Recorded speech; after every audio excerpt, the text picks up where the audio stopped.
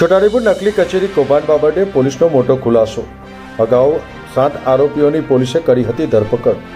છોટાઉદેપુરમાં પોલીસની પૂછપરછ દરમિયાન 21.15 કરોડની છેતરપિંડી બહાર આવી હતી। 3 આરોપી પૂર્વ આયોજન અધિકારી બીડી નીનામા, પૂર્વ આયોજનના અધિકારી વીસી ગામિત અને અગાઉ પોલીસના હાથે ઝડપાયેલ અબુબકર સૈયદના ભાઈ એજાજ હુસૈન સૈયદનો છોટાઉદેપુર પોલીસે કબજો લીધો।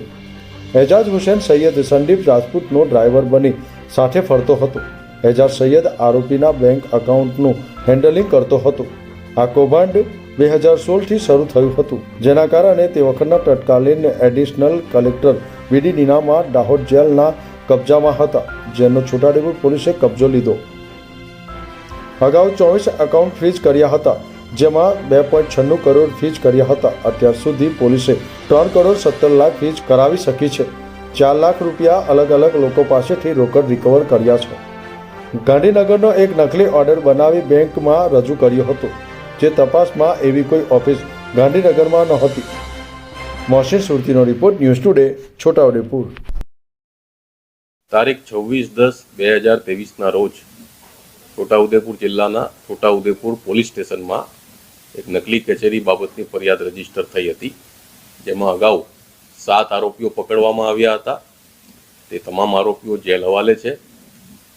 એ આરોપીઓ પાસેથી અલગ અલગ 70 એકાઉન્ટમાં 2 કરોડ 96 લાખ રૂપિયા પોલીસે ફ્રીઝ કરાવ્યા હતા।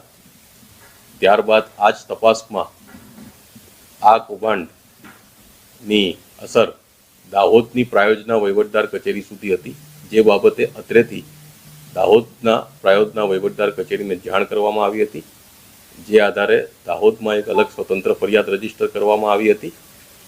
અને આ તપાસમાં પણ પ્રાયોજના કચેરી દ્વારા અને એકાઉન્ટ જનરલની ઓડિટની ઓફિસ તરફથી એક માહિતી બહાર આવી હતી કે છોટાઉદેપુર જિલ્લાની પ્રાયોજના કચેરીમાં જે 4 કરોડ 14 લાખ રૂપિયાનું કૌભાંડ હતું, જે 2021થી 2023ની વચ્ચે ચાલ્યું હતું, તેના બદલે 2016થી ટોટલ 2023 સુધી 21 કરોડ 15 લાખ રૂપિયા જેટલી રકમનું ટોટલ આ કૌભાંડ થયું હોવાનું તપાસમાં બહાર આવ્યું હતું।